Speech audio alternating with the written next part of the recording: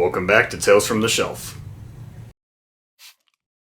Director John Carpenter is definitely best known for his horror movies, and I would have to agree, he did make some of the best horror movies to come out in the 20th century.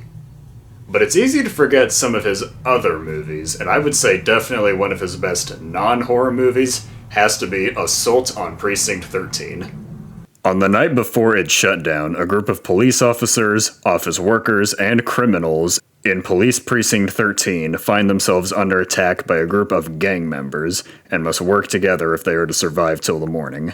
The plot is fairly simple, but the build-up for it is a whole entire domino effect.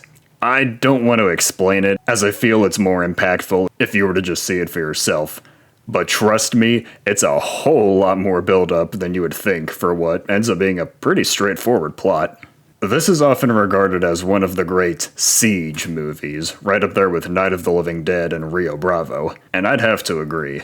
While this movie might not have any zombies, sometimes it feels that way. The gang members are never given any names, they have very little dialogue, and while you don't see them too often, you can always feel them lurking around.